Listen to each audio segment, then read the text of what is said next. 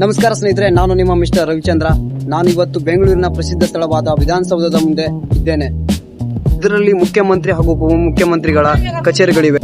ವಿಧಾನಸೌಧವು ಸರ್ಕಾರದ ಮುಖ್ಯ ಕಟ್ಟಡವಾಗಿದ್ದು ಮತ್ತು ಸರ್ಕಾರ ಸುಂದರವಾದ ಕಟ್ಟಡಗಳಲ್ಲಿ ಇದು ಒಂದು ಕೂಡ ಸುಂದರವಾದ ವಿಧಾನಸೌಧ ಕಟ್ಟಡವು ಒಂದಾಗಿದೆ.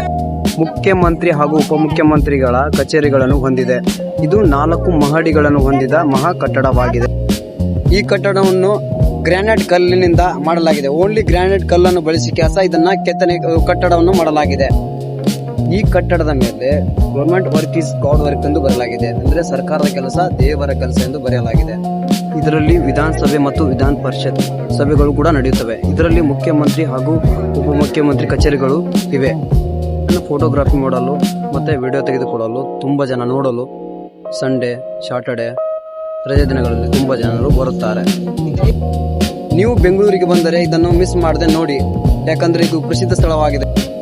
ಈ ವಿಡಿಯೋ ನಿಮಗೆ ಇಷ್ಟವಾಗಿದ್ದಲ್ಲಿ ಈ ಮಿಸ್ಟರ್ ರವಿಚಂದ್ರ ಅಕೌಂಟನ್ನು ಫಾಲೋ ಮಾಡಿಕೊಳ್ಳಿ, ಹಾಗೆ ಸಬ್ಸ್ಕ್ರೈಬ್ ಮಾಡಿಕೊಳ್ಳಿ. ಮತ್ತೆ ಸಿಗೋಣ ಮುಂದಿನ ವಿಡಿಯೋದಲ್ಲಿ. Thank you.